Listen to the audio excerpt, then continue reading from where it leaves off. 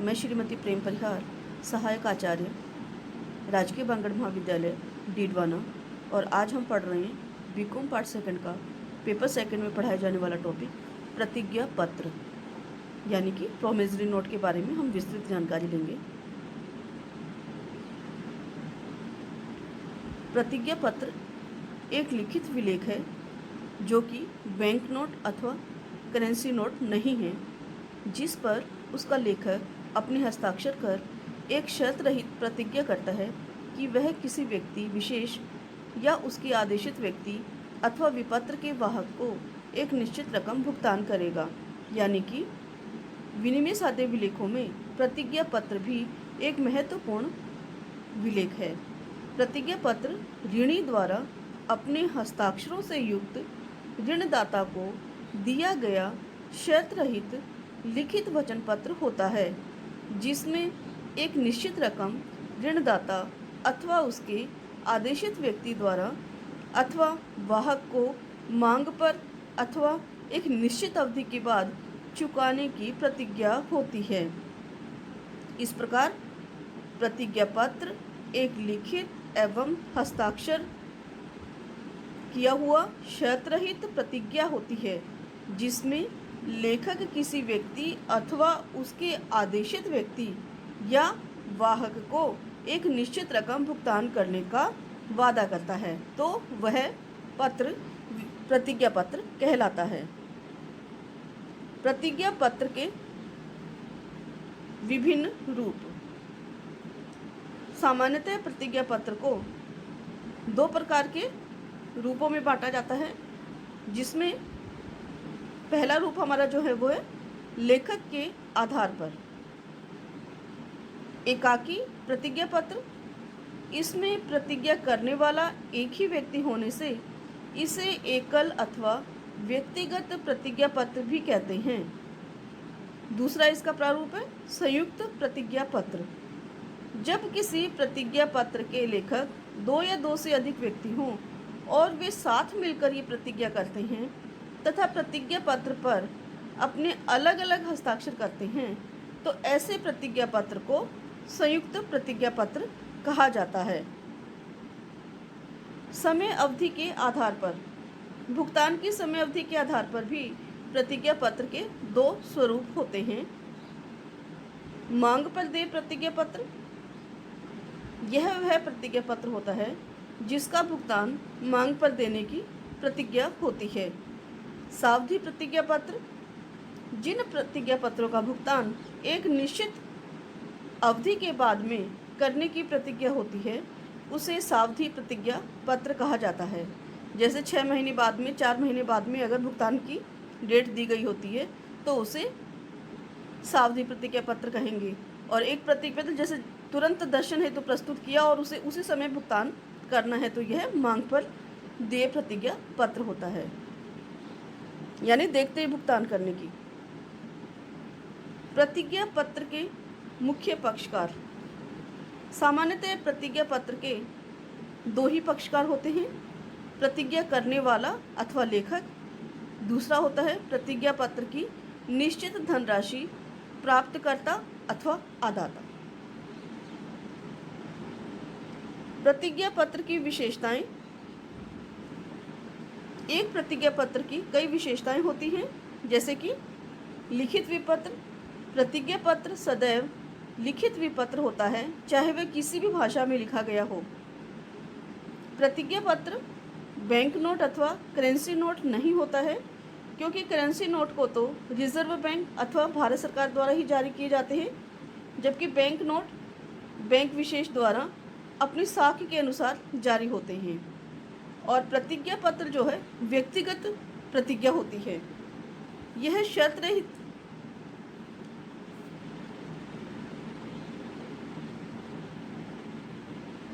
एक शर्त रहित प्रतिज्ञा पत्र होता है,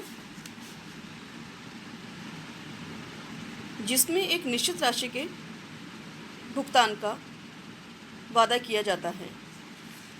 प्रतिज्ञा पत्र के भुगतान का एक निश्चित समय होता है, या तो यह मांग पर देय होता है या एक निश्चित अवधि के पश्चात। हस्ताक्षर युक्त वचन पत्र प्रतिज्ञा पत्र कहलाता है।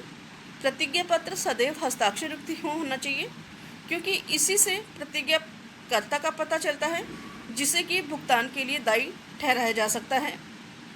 तार द्वारा भुगतान की अगर कोई वादा करता है तो यह हस्ताक्षर युक्त न होने के कारण ऐसा वचन पत्र प्रतिज्ञा पत्र नहीं कहलाएगा। प्रतिज्ञा पत्र व्यक्तिगत अथवा संयुक्त रूप से भी लिखा जाता है।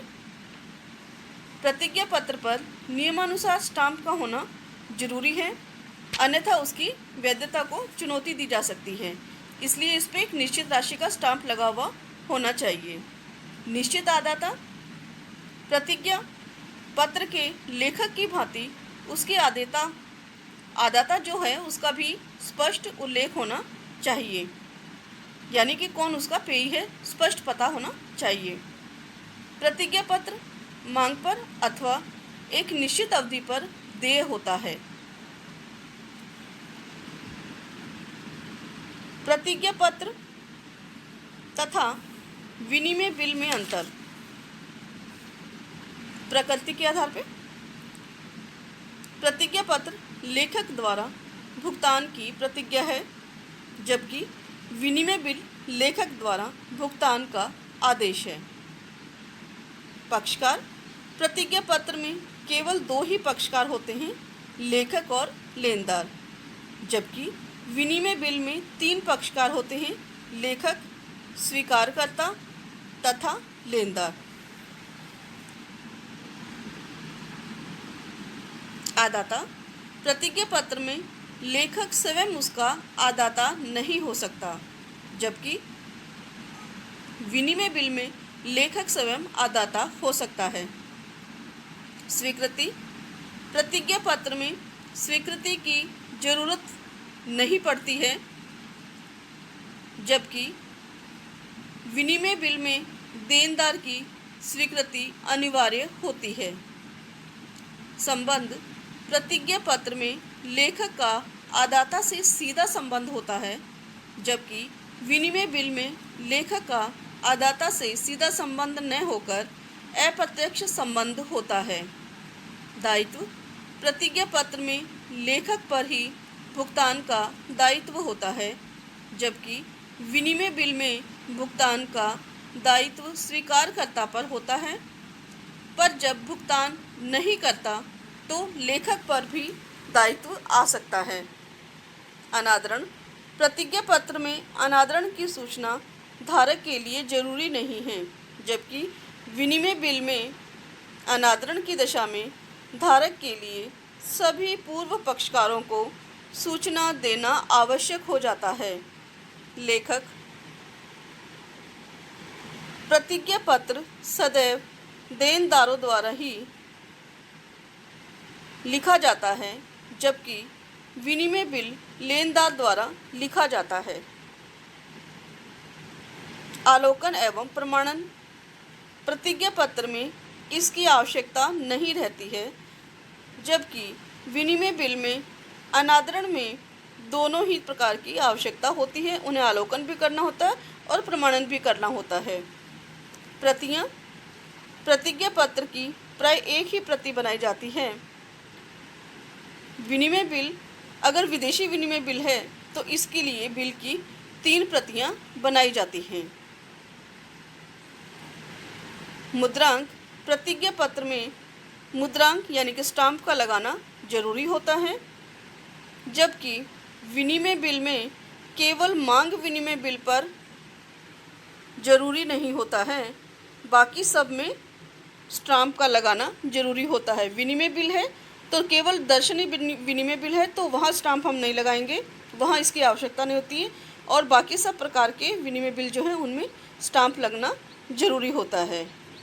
इस प्रकार आज आपने प्रतिज्ञा पत्र के बारे में जानकारी ली। इस प्रकार हमने प्रतिज्ञा पत्र और विनिमय बिल के मध्य पाए जाने वाले अंतर के बारे में जानकारी ली। प्रतिज्ञा पत्र लेखक का भुगतान की एक प्रतिज्ञा होती है, आप जानते हो, और जबकि विनिमय बिल लेखक द्वारा भुगतान का आदेश होता है।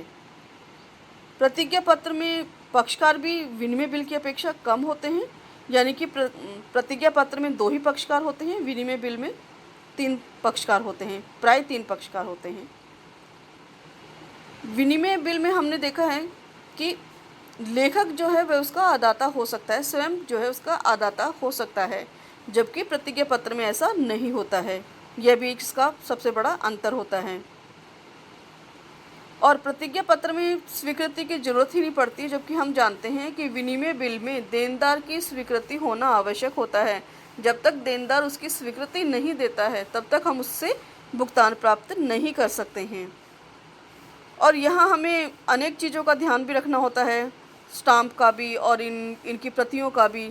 हम जानते हैं कि प्रतिज्ञा पत्र जो है एक ही प्रति में बनाया जाता है, जबकि विनिमय बिल जो हमारे बनाते हैं हम, अगर विदेशी विनिमय बिल बनाना है तो 3 प्रति में होना बहुत ज़रूरी होता है। और प्रतिज्ञा पत्र में हम जानते हैं कि स्टाम्प का होना ज़रूरी है, जबकि उसमें केवल मांग विनिमय बिल पर ही स्टाम्प लगाना ज़रूरी होता है, बाकी सब के अंदर लगाना ज़रूरी नहीं होता है।